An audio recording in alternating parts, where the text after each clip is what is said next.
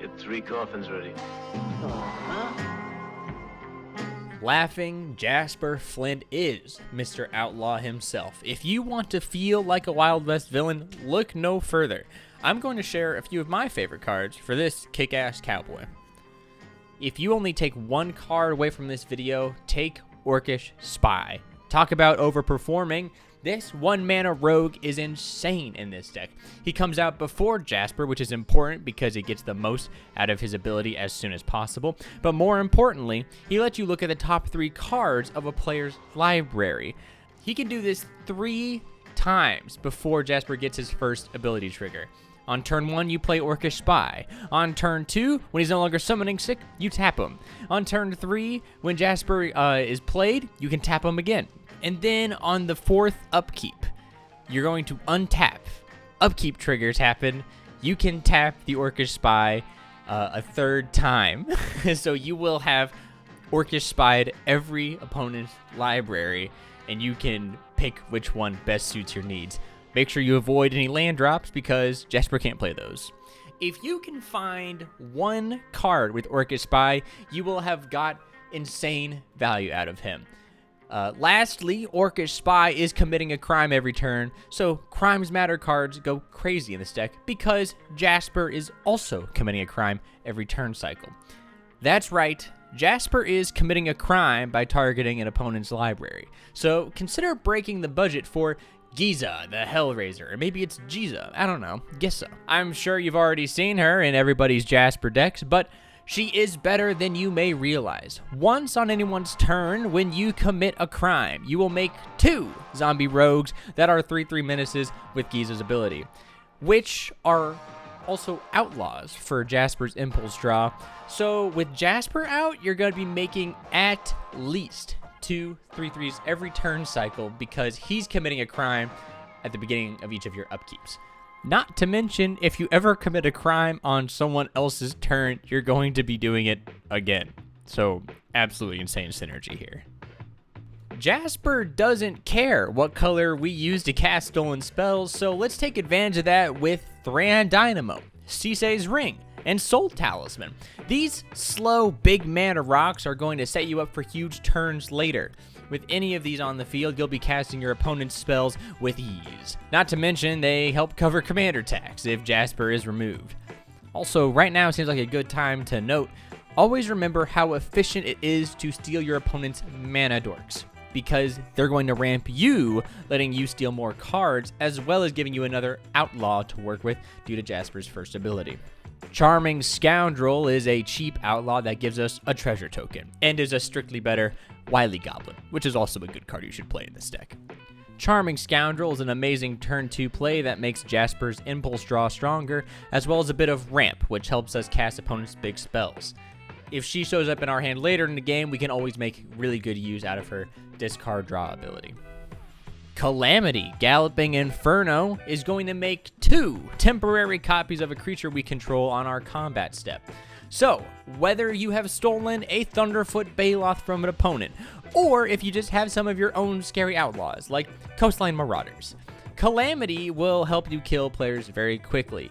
Also, Calamity is very good with ETB triggers, and she's good with Dice triggers, because those tokens are not getting exiled at the end of the turn, they're getting sacrificed.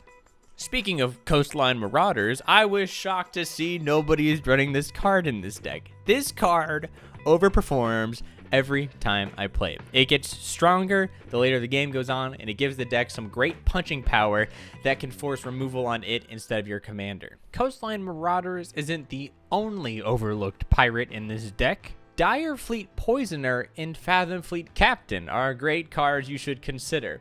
Poisoner is a great combat trick that can block and kill important creatures, or just cast it as a 2/2 outlaw because it's great in this deck. And nobody's a better representation of 2 mana for a 2/2 outlaw than Fathom Fleet Captain, who is good, but he's better than you think. This guy always sticks around longer than he should. I don't know why people don't like to block the 2/1 menace, and you always end up getting a couple more pirates using his ability. So I love this card. Next up, we got Bold Plagiarist. Have you ever heard of this card? I've never seen this card before. I was researching for Jasper. This card is so good in Jasper.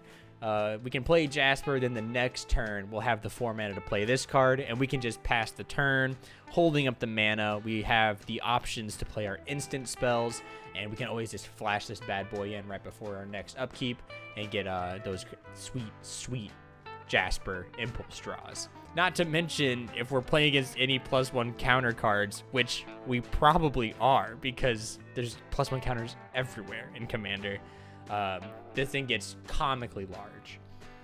Thieves Guild Enforcer is yet another flash outlaw, but this one's only 1 mana, so great turn 1 play, and it's great later in the game when it likely becomes a flash 3/2 death touch.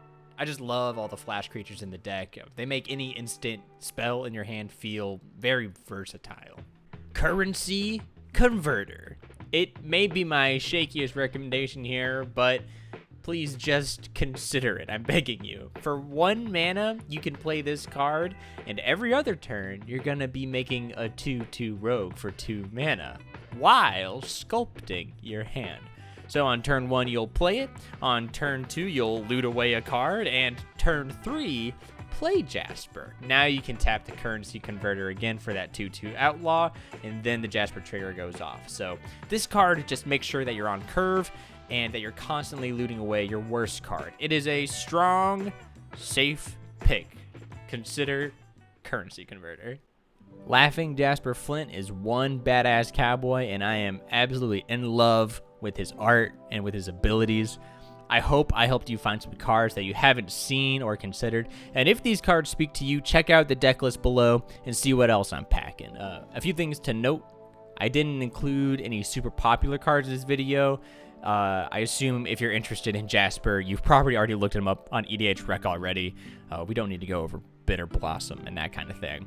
Also, I think card draw is pretty unnecessary in this deck because Jasper has built-in card advantage, and all these cheap low-mana outlaws are going to be getting more card advantage out of him, and we can also just cast our opponent's draw spells. So let me know how you're building Jasper Flint. I really wanted to lean into the outlaw aspect of his ability. I feel like he is the de facto outlaw commander.